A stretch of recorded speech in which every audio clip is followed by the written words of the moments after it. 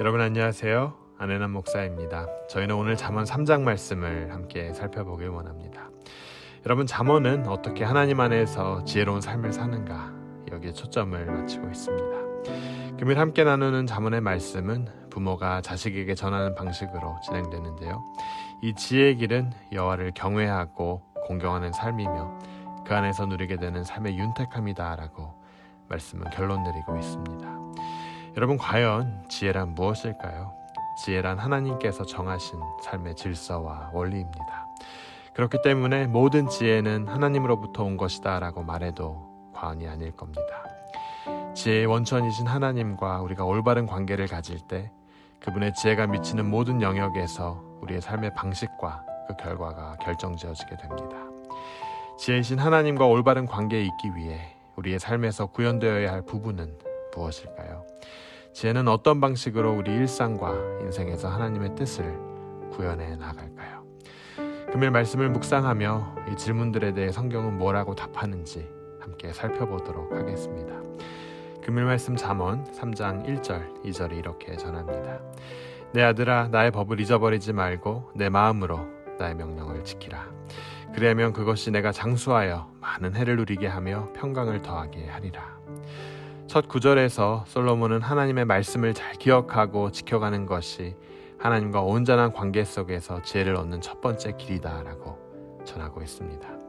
여러분, 여기서 마음으로 명령을 지키라 라는 이 말은 하나님의 말씀에 대한 전인격적인 순종과 적극적인 수호를 뜻합니다. 마음이란 인간의 감정과 행동, 내 생각의 원천이 되는 곳이기 때문입니다. 내 감정과 행동과 내 생각을 총동원해서 하나님의 법을 기억하고 지킬 때, 즉 내 모든 것을 다 사용해서 하나님의 말씀을 기억하고 지킬 때, 그때 평강이 비로소 있게 될 거라는 거죠. 여러분, 우리가 흔히 평안하십니까? 라고 안부를 묻습니다. 이 평안은 즉 성경이 말하는 샬롬입니다. 내 육체의 건강과 인간관계를 넘어 내가 속한 공동체와 국가가 평안할 때, 또 더더욱 내가 하나님과의 원만한 관계 가운데 있을 때 진정한 평안이 있게 되죠. 내 몸은 너무 건강한데 내 마음에 전쟁이 있고 하나님과의 관계가 온전치 않다면 여러분, 어떻게 샬롬이 내 안에 임하겠습니까? 강대국에 살지만 나의 주변 이들과의 인간관계가 엉망이라면 어떻게 진정한 평안을 누릴 수 있겠습니까?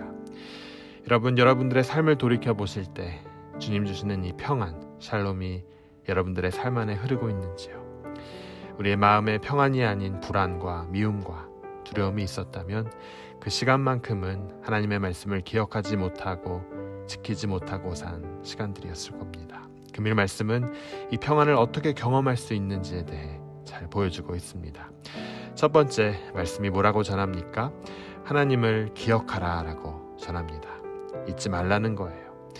그렇습니다, 여러분. 하나님과 온전한 관계 속에서 지혜를 얻고 평안을 얻는 첫 번째 길은 그분의 말씀을 듣고 잊지 않는 겁니다. 그것을 지킴으로 말씀의 참뜻을 알고 말씀의 약속을 경험해야 하는 거예요. 하나님의 조화로운 창조 질서에 순응하는 삶, 곧 말씀의 길을 따라가는 삶이기 때문입니다. 주님의 말씀을 지키고 기억하기 위해 금일 말씀은 아예 목걸이로 메고 다니고 마음판에 새기라 라고 전합니다. 인자와 진리가 내게서 떠나지 말게 하고 그것을 내 목에 매며 내 마음판에 새기라.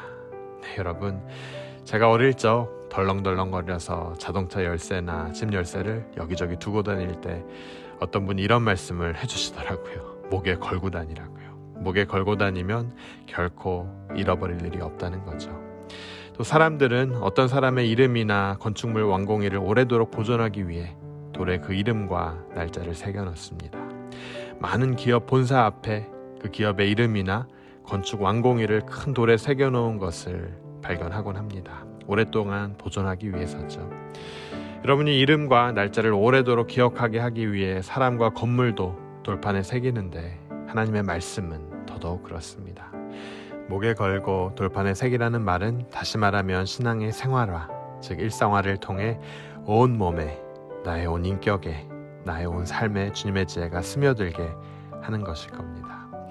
저는 여러분 모두가 주님의 말씀을 우리 목에 걸고 마음판에 새겨서 기쁠 때나 슬플 때나 그 말씀이 우리 삶을 움직이는 지혜로운 삶을 사는 여러분 되시길 주님의 이름으로 축원합니다.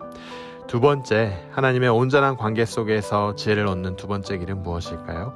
금일 말씀은 그분을 전적으로 신뢰하고 의지하는 거라고 전합니다. 5절, 6절, 7절이 이렇게 전합니다. 너는 마음을 다하여 여호와를 의뢰하고 내 명철을 의지하지 말라. 너는 범사의 그를 인정하라. 그리하면 내 길을 지도하시리라. 스스로 지혜롭게 여기지 말지어다. 여호와를 경외하며 악을 떠날지어다. 네, 그렇습니다, 여러분. 하나님을 전적으로 신뢰하고 의지하라고 전합니다. 내 자신에게 한계가 있음을 인정하고 내 지혜와 지식을 의지하는 대신 모든 일이 하나님의 의도와 계획대로 역사가 진행되고 있음을 인정하는 태도입니다. 온 마음을 다하여 우리가 걷는 모든 길에서 여호와를 인정하고 의지하고 경외할 때 주님께서 친히 우리를 인도해 주시고 지켜주실 겁니다. 여러분 믿으십니까? 무엇을 하던 주님이 우리 삶의 주인 되시는 삶, 그 삶이야말로 우리가 참 자유를 누리는 지혜로운 삶의 모습입니다. 여러분 끝으로 금일 잠언은 우리에게 여호와를 공경하라고 전하는데요. 그 공경의 방식을 전하고 있습니다. 9절 10절이 이렇게 전하죠. 내 재물과 내 소산물의 처음 익은 열매로 여호와를 공경하라. 그리하면 내 창고가 가득히 차고 내 집틀에 새 포도즙이 넘치리라. 여호와를 공경하되 우리가 추수한 모든 소산물의 처음 익은 열매로 공경하라고 합니다. 이 부모는 자식에게 모든 소유가 하나님으로부터 온 선물임을 인정하고 또 보여주고 있습니다. 무언가 하나님께 내놓는다는 것, 모든 만물의 주인이 하나님이심을 알지 못하면 주저하게 되고 아깝게 느껴지기 마련인데 주님의 주님 되심을 인정하는 겸손을 갖게 되면 기꺼이 할 수 있는 일이 됩니다. 그리고 그럴 때 하나님은 더욱 풍성한 것으로 돌려주실 거라고 말씀은 전하고 있습니다. 여러분 하나님을 기억하고 신뢰하고 공경할 때 이 삼박자의 생활 패턴이 우리 삶에 정착할 때 비로소 우리는 지혜자의 길로 들어갈 수 있습니다. 우리가 과연 누구인지를 깨닫게 되고 인간됨의 본분을 지키며 하나님을 참되게 예배하는 삶을 살 수 있습니다. 모든 만물의 주인 되시고 우리 삶의 주인 되신 주님을 인정하고 그분과의 관계가 시작되고 동행이 시작될 때 비로소 지혜 가득한 삶이 시작됩니다. 앞으로 계속되는 여러분 잠언 묵상을 통해 하나님께서 주시는 지혜가 우리 가운데 충만하길 주님의 이름으로 축원합니다. 우리 함께 기도하도록 하겠습니다. 지혜의 근원이신 하나님 아버지, 금일 말씀을 통해 주님의 말씀을 기억하고 지키며 그 말씀이신 주님을 의지하며 나아가는 길이 지혜의 원천임을 깨닫습니다. 우리가 삶을 살며 주님의 말씀을 몸에 지니고 마음판에 새겨 비로소 그 말씀이 주일 아침에만 들려지는 것이 아니라 우리 삶의 전반을 통해 흐르게 하여 주시옵소서. 오늘도 주님의 말씀이 우리를 살아나게 하시고 우리의 매 순간의 삶이 주님과 대화하며 주님과 함께 걸으며 주님과 함께 세상을 바라보게 하여 주시옵소서. 이 모든 말씀 예수 그리스도의 이름으로 기도합니다.